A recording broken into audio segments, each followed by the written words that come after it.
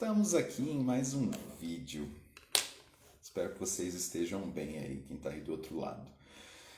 Na live de hoje a gente vai conversar um pouquinho sobre escola, para quem tem comportamento de superdotação, se vai ser um ambiente de alegrias, prazer, ou se vai ser um ambiente de sofrimento, de muito suplício, de muita tristeza. E é natural que precisamos ter em mente que estamos falando de pessoas, de indivíduos. Historicamente, ouvimos falar que somos todos iguais, mas a gente hoje já tem ciência de que somos diferentes.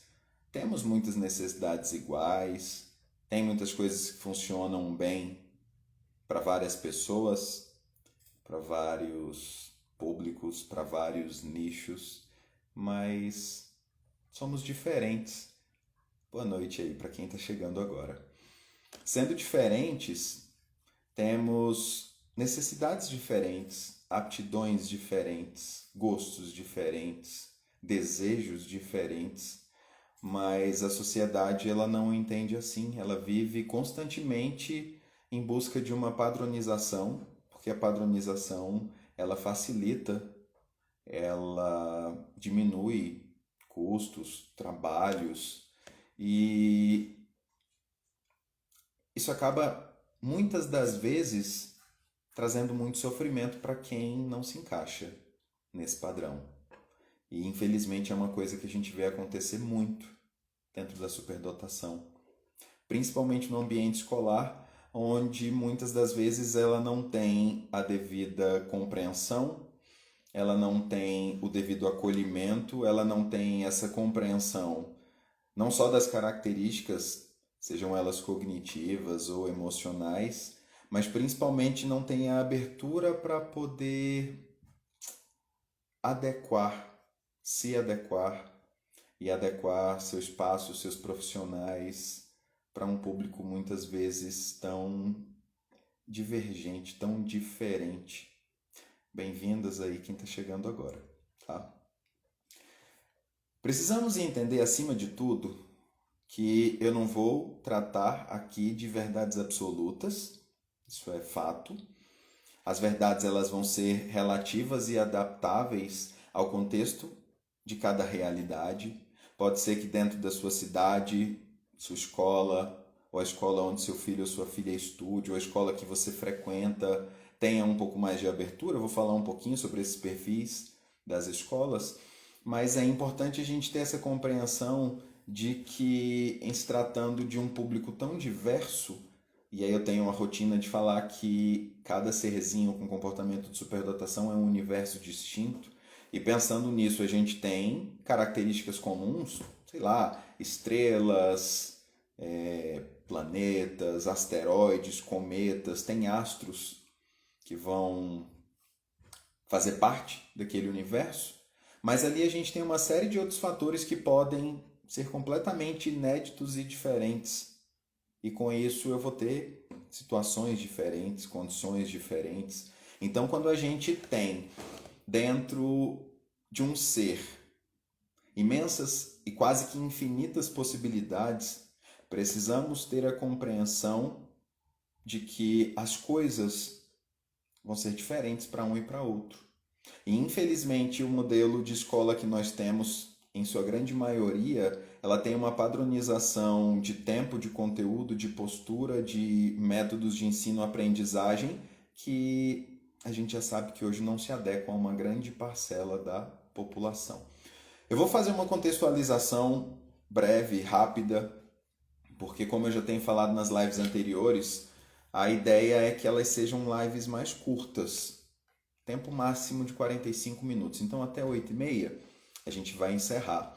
Mas que toda semana a gente possa trazer um pouquinho, não só de conhecimento, mas de vivências, de experiências, de relatos, relatos esses teóricos, mas principalmente relatos práticos da vivência que nós temos, tanto no atendimento a jovens superdotados, ao atendimento a grupos de jovens superdotados, a essa convivência dentro do ambiente escolar, seja ela no âmbito de formação Eu sou formador também na área de altas habilidades, tanto para escolas, para grupos pedagógicos, mas também a convivência familiar. Eu tenho 2 filhos com comportamento de superdotação, com perfis bem distintos. Então, uma série de fatores influenciam nessa relação escola, indivíduo e família.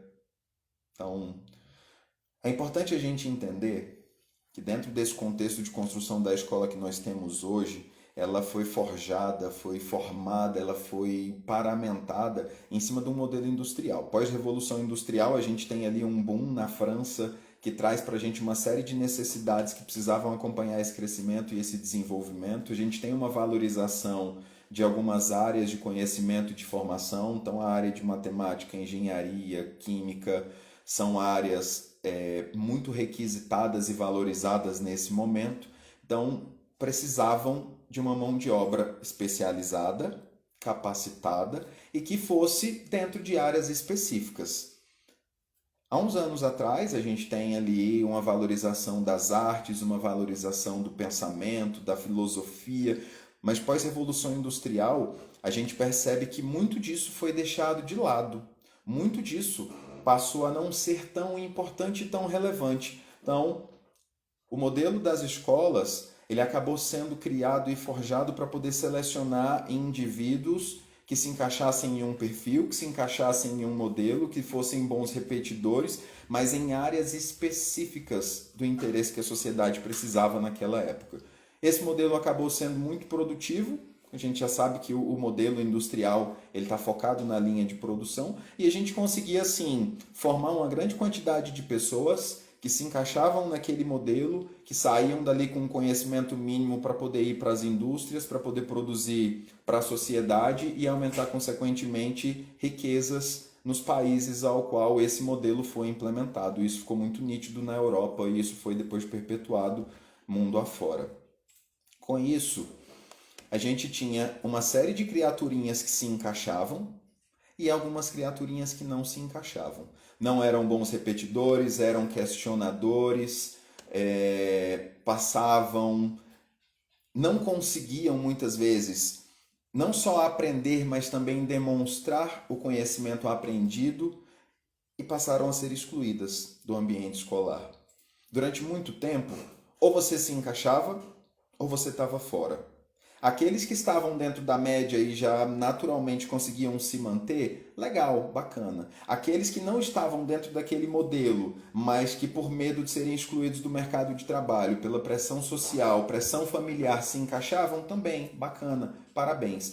Aqueles que por déficit intelectual, ou por déficit comportamental, ou por excesso de liderança, inquietação, questionamentos, não se encaixaram no modelo educacional, foram excluídos. E isso, de certa maneira, gera uma aflição no coração da família, porque acaba sendo uma manutenção da garantia de emprego, de sobrevivência e tudo mais, mas gerava também uma exclusão social, porque esse modelo educacional passou a ser valorizado, aplaudido, porque era o único também naquele momento e que se tornou muito mais eficiente, mas que trazia uma garantia de sobrevivência, de emprego e de enquadramento dentro desse mercado de trabalho.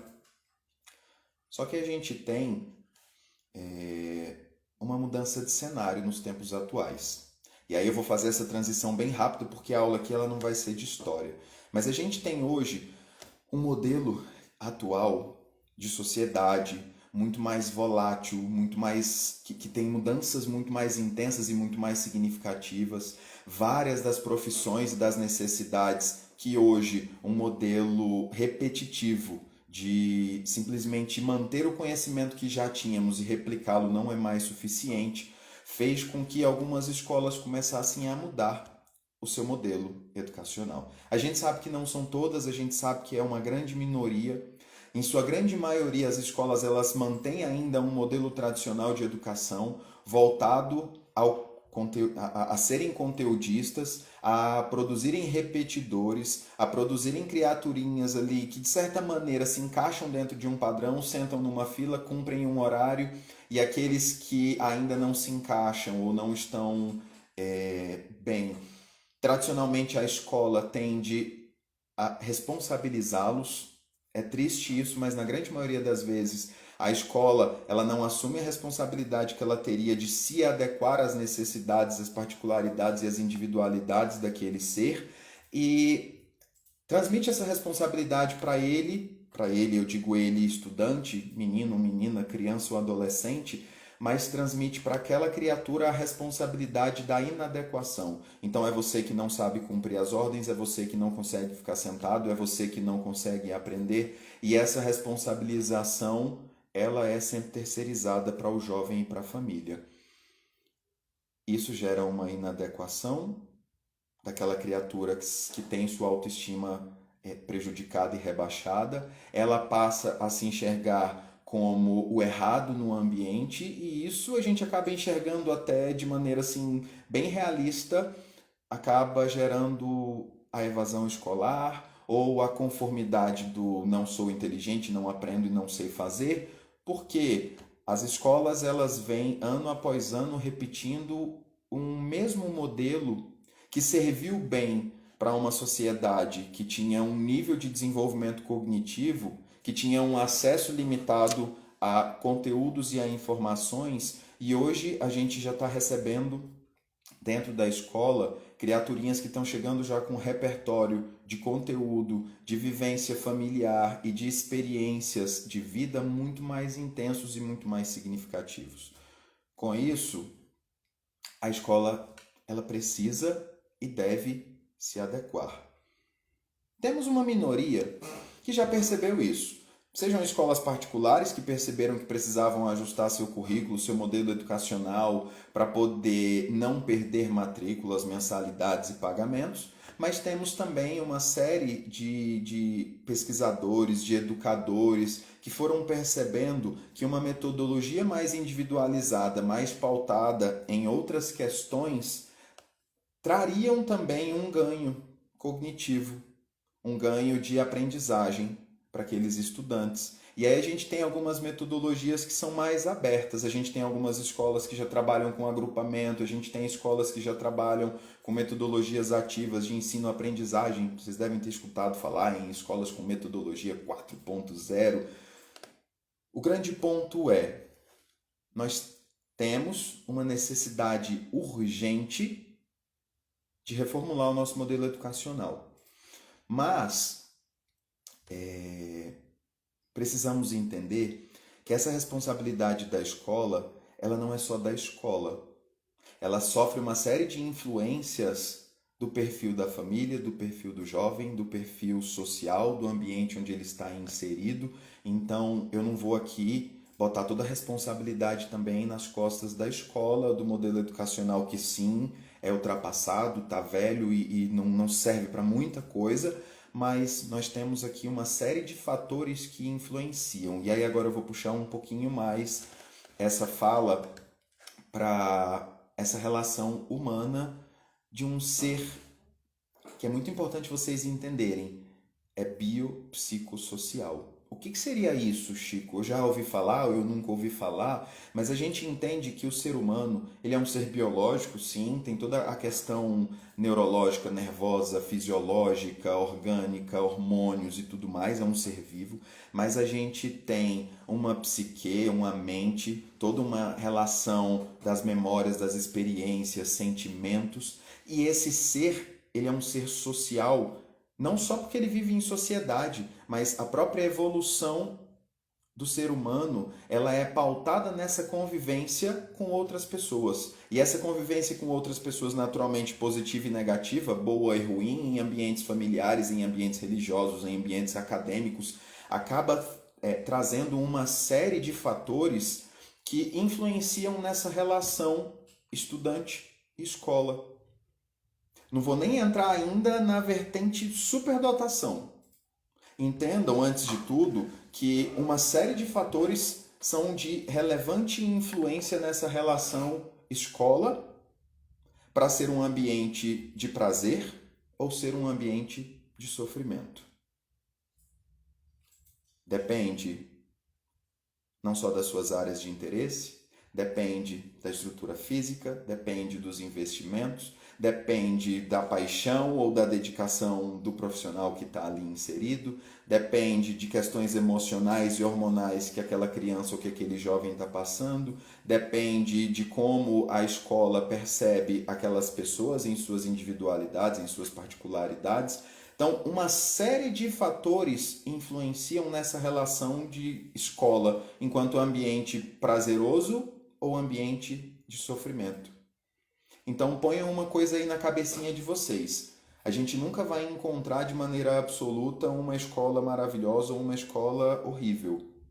Precisamos estar constantemente atentos de como o nosso filho e nossa filha está interagindo com esse ambiente escolar e como esse ambiente escolar está interagindo com o nosso filho ou com a nossa filha, para a gente poder ter esse parâmetro de prazer ou sofrimento, alegria, desenvolvimento ou mal-estar e perda de aprendizagem. Falando um pouquinho agora em superdotação, tem um ponto que hoje ele já acaba sendo meio que unanimidade. Sabemos que dentro da superdotação a gente tem diferentes perfis. Historicamente, quando começou a se falar de superdotação, e quem já me acompanha vê que eu falo muito disso, a superdotação ela foi pautada muito especificamente em um tipo de superdotação, que é o que a gente chama de superdotação acadêmica. É aquela inteligência muito voltada para as áreas escolares, para conteúdos escolares, seja matemática, seja a língua portuguesa, a língua inglesa, essa comunicação oral e escrita, está muito relacionado a essa capacidade de aprendizagem, memorização e reaplicação desse conteúdo que foi memorizado e que foi passado. Então, historicamente, pessoas que tinham um bom rendimento na escola, que tinham um bom rendimento comparado aos pares, elas foram percebidas ou identificadas como superdotadas, e essa ideia foi perpetuada durante muito tempo. Inclusive, até hoje tem pessoas que pensam que a superdotação é só relacionada à inteligência acadêmica. Mas nós temos hoje outras teorias que trazem não só inteligências múltiplas, mas também dentro da superdotação uma relação de utilização dessa inteligência de maneira mais criativa ou de maneira mais produtiva. E aí Joseph Renzulli traz para a gente então essas duas separações, a superdotação acadêmica e a superdotação produtiva criativa. E aí ele coloca inclusive que historicamente muitos pesquisadores, inclusive os testes de QI, algumas pessoas não sabem disso, mas os testes de QI... Boa noite, Emílio. Bom te ter aqui, cara.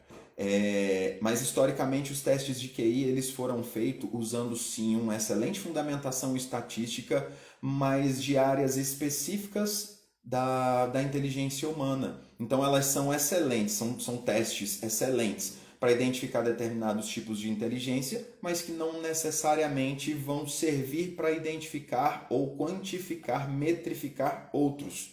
Vou dar um exemplo simples. Se eu tenho uma pessoa que tem uma boa manifestação de sua inteligência na área corporal sinestésica, por exemplo, tem um bom controle corporal, um bom equilíbrio, tem um bom ritmo, é um bom dançarino, entraria, sei lá, no corpo de balé de uma academia importantíssima. Talvez essa pessoa não vá ter um excelente resultado num teste de QI se não tiver também uma boa inteligência em áreas acadêmicas. O que não quer dizer com isso que ela não tenha destaque comparado aos pares. Por quê? Hoje a gente já tem uma compreensão de que essa manifestação da superdotação, além dela ser comportamental, ou seja, ela pode oscilar também com relação ao ambiente, ser motivador ou não, ser incentivador ou não, as oportunidades que eu tenho, várias questões, sejam elas emocionais, sejam elas familiares, religiosas, interferem na manifestação dessa superdotação. Imagina o seguinte, eu tenho uma pessoa com a excelente inteligência corporal sinestésica, mas por questões religiosas ela não pode manifestar, não pode dançar, ou por questões de gênero ela não vai conseguir manifestar aquilo ali. Então, eu não tenho ali a manifestação desse comportamento de superdotação. Entendendo, então, que nós temos perfis diferentes nessa manifestação dessa inteligência e que nós temos também vários outros fatores intrínsecos, pessoais, emocionais, que interferem nessa relação com a sociedade, porque eu já falei, somos seres biopsicossociais. E aí eu tenho, às vezes, um comportamento mais extrovertido, sou mais comunicativo, curto mais pessoas, movimentos, ou sou mais introvertido, prefiro mais ficar recolhido nos meus pensamentos, um excesso de barulho, excesso de pessoas me desgasta, me cansa, me suga a energia. Esse meu perfil também é individual, independentemente do perfil acadêmico ou produtivo criativo, influencia diretamente nessa minha relação com a escola. Se eu tenho uma escola mais aberta ou mais tradicional, mais organizada ou que dá mais liberdade à expressão dos estudantes, isso tudo pode soar para mim como pontos positivos ou pontos negativos. E aí tem um ponto que eu não posso deixar de falar. Nós temos aqui no Brasil uma relação muito tradicional com escolas ou escolas de referência ou escolas de nomes de referência, e aí a gente generaliza achando que aquela ali é a melhor escola. Talvez até seja para um perfil de estudante, mas talvez não seja para um outro. Se eu tenho um jovem, por exemplo, vamos pegar aí o perfil tradicional que a gente enxerga nas escolas, que é o conteudista. É uma escola mais tradicional voltada para muito conteúdo, aprofundamento de conteúdo, repetição desse conteúdo, muito voltado para aquele estudante que sabe não só memorizar, mas também empregar aquele conteúdo que foi adquirido em uma prova, porque não é só aprender, mas também mostrar o que aprendeu, mesmo que seja por uma repetição ou uma memorização momentânea, mas que está muito voltada para essa questão acadêmica. Se eu tenho um estudante com esse perfil, de que ele é, vamos pegar agora já da superdotação, está dentro da superdotação acadêmica, tem ainda uma sobreestabilidade intelectual. Isso aí é um tema interessante para uma outra live. Inclusive a gente vai falar um pouquinho dessas questões emocionais aí semana que vem com a Patrícia. Até se você ainda não a segue, recomendo, sugiro que vocês a sigam. Ela fala muito sobre superdotação de maneira muito clara para o público em geral. Mas se eu tenho então um jovem que está dentro da superdotação acadêmica, que tem uma sobreestabilidade na área intelectual, que tem um perfil competitivo e que adora mostrar excelentes resultados, que adora literalmente atropelar os coleguinhas. Não é que ele quer derrubar e que ele quer que os outros se ferrem, mas fica feliz quando se sai melhor do que eles. Uma criaturinha dessa vai se dar super bem numa escola conteudista tradicional que está arrochando conteúdo, porque o foco vão ser competições acadêmicas, vão ser aprovação no vestibular, vai ser até a publicação em outdoor. E essa pessoa, tendo um perfil extrovertido, vai adorar toda essa publicidade, vai adorar todo esse reconhecimento, vai adorar os aplausos, e isso para essa pessoa vai ser um grande incentivador. Agora imagina que eu tenho um perfil diferente. Eu tenho até uma superdotação acadêmica, a pessoa tem muita facilidade, muita velocidade, uma excelente manifestação daquele conteúdo aprendido, inclusive em várias áreas, se dá muito bem em matemática, português, química, física, biologia, mas ela tem um perfil comportamental mais introvertido, não gosta de publicidade, não gosta de ser exposto. Talvez até passou algum trauma na infância com esse excesso de publicidade ou de palco e não curte, não quer. Para essa criaturinha, uma escola muito competitiva, que está ali instigando, que está apontando, que está medindo, que está mostrando, para ela não vai ser um ambiente positivo. Vai ser um ambiente que gera ansiedade, vai ser um ambiente que traz muita apreensão e muita preocupação. E principalmente quando tem um professor que está o tempo inteiro comparando um coleguinha com o outro, o rendimento de um com o outro, para aquela pessoa, aquele ambiente ali vai ser um martírio. Isso, estou pegando duas pessoas com perfil de superdotação acadêmica. Tem vários outros fatores que influenciam. Vou pegar mais um. Às vezes aquela criaturinha tem um perfil de superdotação muito bem desenvolvido na área da biologia, na área das ciências naturais. Ama aquele conteúdo que é trabalhado na escola, tem um excelente rendimento acadêmico, porque eu acho que alguns de vocês já sabem, eu posso ter a superdotação e não ter um bom rendimento, porque a minha forma de mostrar o que eu sei, às vezes, não é a forma tradicional, mas tem essa boa manifestação também, voltando no exemplo do estudante XYZ que eu estou falando. Então, superdotação acadêmica na área da biologia, das ciências naturais, dessa parte das naturezas, com uma boa manifestação do conhecimento também adquirido, curte o aprofundamento de estudos, mas mudou o professor. O professor que está ali agora, ele não mantém o mesmo ritmo do que o outro mantinha, não tem o mesmo perfil que aquele estudante se afinizava, e essa mudança muitas vezes do perfil de professor pode ser um grande desmotivador daquela manifestação ou até daquele desejo de estar ali presente naquele espaço. E, às vezes o professor nem mudou, mas a falta de novidade naquele conteúdo, naquela área, pode gerar também para aquele jovem uma desmotivação. E aí ele acorda um belo dia, não está afim de ir para a escola, não está animado, não se sente desafiado, não sente ali um ambiente aberto para sua livre expressão do saber. E isso tudo gera um ambiente de ansiedade e de sofrimento. Partindo agora para o outro tipo de superdotação. Se eu tenho um perfil mais produtivo criativo, se eu tenho um perfil mais extrovertido, aquela criaturinha tem até uma inteligência, sim, acadêmica acima da média, mas a preocupação dela não é com a repetição. Então ela até aprende aquilo ali rápido, mas ela está muito mais interessada em instigar o professor, em confrontar o professor ou em suas áreas de interesse, e a manifestação ali não é com relação às notas. Ela está muito mais interessada no mexer, no fazer, no construir, no perguntar, no questionar, do que em manifestar a repetição daquele conteúdo e daquele conhecimento.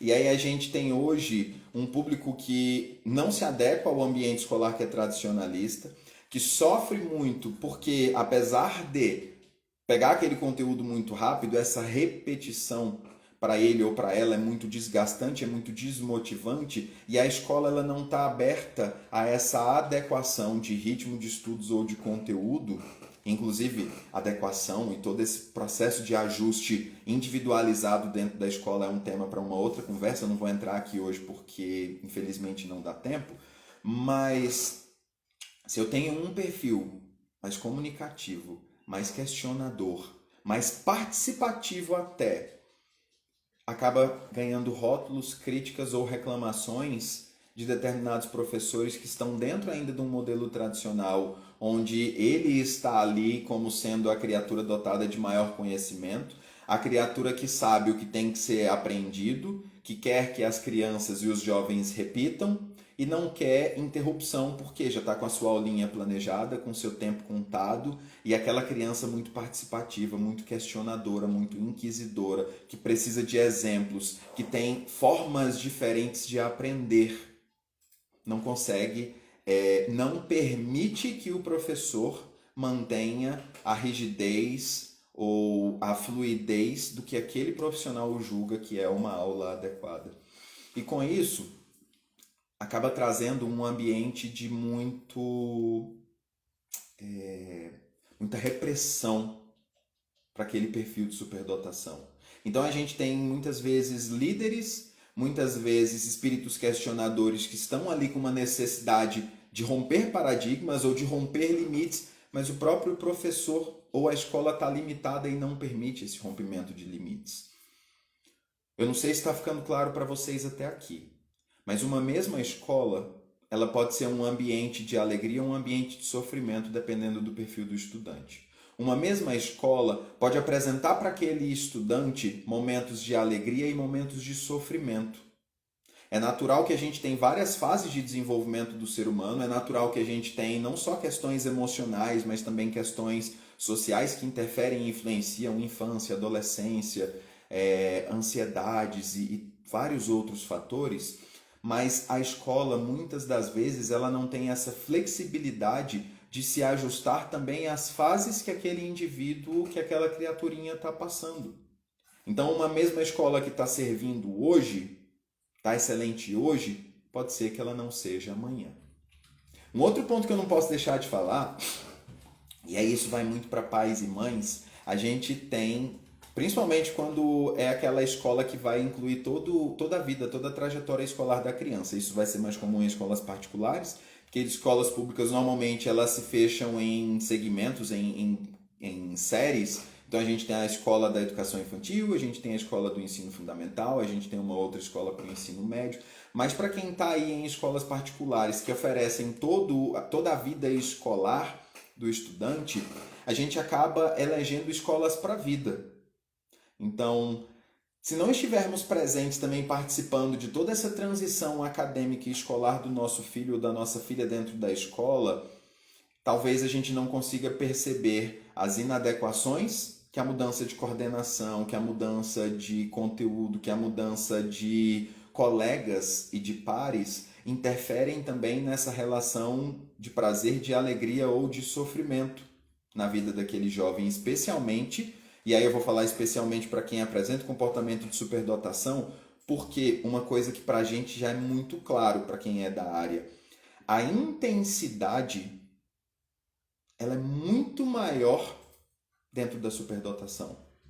Essa intensidade emocional, essa intensidade de sofrimento, essa intensidade de mergulhar de cabeça, essa intensidade de questionar, essa intensidade no buscar, essa intensidade na necessidade social ou a intensidade na necessidade de manter um bom rendimento, essa intensidade no perfeccionismo, toda essa intensidade que nós temos dentro da superdotação, ela tende a trazer uma série de inadequações quando a escola ela não consegue perceber e muitas vezes acolher, e às vezes só precisa desse acolhimento nessas situações que a gente tem, nessas manifestações aí dentro das fases de vida que as criaturinhas vão passando.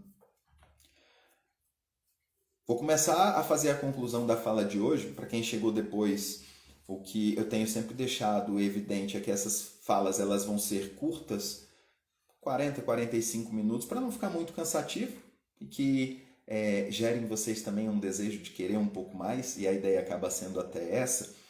Mas precisamos entender que cada criatura é única.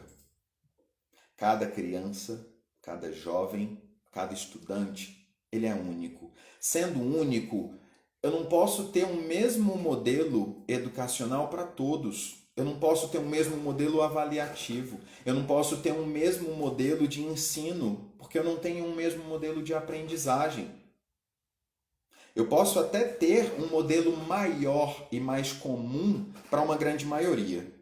E que é onde a escola vem sobrevivendo até hoje com esse modelo. É um modelo escolar que serve para uma grande maioria. Mas nós estamos vivendo hoje uma sociedade que tem buscado os seus direitos e, graças a Deus, nós temos legislações que amparam um público já neurodivergente, um neuroatípico, que está fora desses padrões, seja com altas habilidades, seja com TEA, seja com TDAH, seja com deficiência intelectual, seja com deficiência física, mas que dá a nós direitos de acessarmos uma escola inclusiva e que precisa ajustar seu modelo de ensino-aprendizagem para poder incluir essas diferenças. A gente está percebendo que algumas escolas já estão abertas a essas mudanças. Mas nós, família, precisamos estar ainda mais atentos às particularidades e às individualidades do nosso filho, porque nós, na maioria das vezes, somos mais exigentes, cobradores, ou geramos um ambiente de cobrança e expectativas em cima do nosso filho, sem perceber que ele é uma criatura diferente do que nós fomos, ou que ele vive uma fase diferente da que nós vivemos, e a gente quer gerar um modelo de repetição baseado no que a gente viveu. Ah, mas nós sobrevivemos. Gente, eu escuto isso e me dói. Porque se a gente ainda for analisar, sobrevivemos sim, mas somos uma geração que está aí cheio também de traumas e sofrimentos. Só por causa disso a gente tem que perpetuar esse modelo para os nossos filhos de sobreviver? Será que é suficiente sobreviver? Ou você, enquanto pai, enquanto mãe, quer que seu filho viva melhor do que você viveu? Então, se a gente não se abre para as particularidades dos nossos filhos, entendendo sim que tem a preguiça, que tem a birra, que tem uma série de outros fatores comportamentais também que estão dentro das fases de desenvolvimento, mas que nós precisamos percebê-lo enquanto indivíduo, enquanto criatura única, que precisa também do nosso acolhimento e muitas das vezes da nossa intervenção dentro do ambiente escolar. Não é para querer que a escola faça tudo pelos nossos filhos, mas que a escola se abra sim também às necessidades dos nossos filhos. Com isso, Não posso deixar de falar que dentro dessa adequação do indivíduo com a escola entra muitas vezes a intervenção de outros profissionais. Profissionais esses que podem fazer essa mediação com a escola, profissionais esses que podem fazer essa mediação com o jovem, que muitas vezes está se sentindo inadequado. Pode ser um professor especialista, como é o meu caso, dentro desse atendimento da superdotação, tanto individual quanto os jovens. Até aproveito para falar para vocês, para quem não sabe, temos o atendimento de mentoria e o atendimento com grupo, com germinação. Um acompanhamento psicológico. A psicologia hoje, vocês já devem ter percebido que ela não está só tratando problemas grandes, doenças mentais. Ela está aqui para poder trazer bem-estar e qualidade de vida para as pessoas e auxiliar nessas mudanças de fase de transição na adequação, que muitas das vezes é muito mais intensa dentro da superdotação. Então, é um ponto que, para quem já nos segue aqui dentro do Vida e Superdotação, eu falo muito. A importância de um acompanhamento psicológico para o seu filho ou para a sua filha que tem comportamento de superdotação. Não é só quando tem um grande problema. Meu filho está com depressão, então precisa. Não. Às vezes essas oscilações nessa transição aí de mudança escolar, de ambiente escolar, de ansiedade, de perfeccionismo, um acompanhamento psicológico é essencial. E um outro ponto que pai e mãe se deixa de lado. Gente, se você não estiver bem, como é que você vai cuidar bem do seu filho ou da sua filha? Já pensou nisso? E aí, para isso, nós temos também o grupo de pais, que é um espaço não só para você ouvir outros pais, dividir com outros pais, mas também aprender com outros pais e outras famílias e perceber que você não está sozinho. E às vezes a solução de um serve para outro. Além disso, tratando de suas necessidades ou particularidades, a gente tem o bate-papo com o especialista, que aí já é um atendimento individualizado à tua família, às tuas necessidades, aos teus casos específicos. Porque às vezes a gente oferta o atendimento para o jovem, mas pode propor algumas intervenções para a família. E aí são atendimentos que se casam, tá?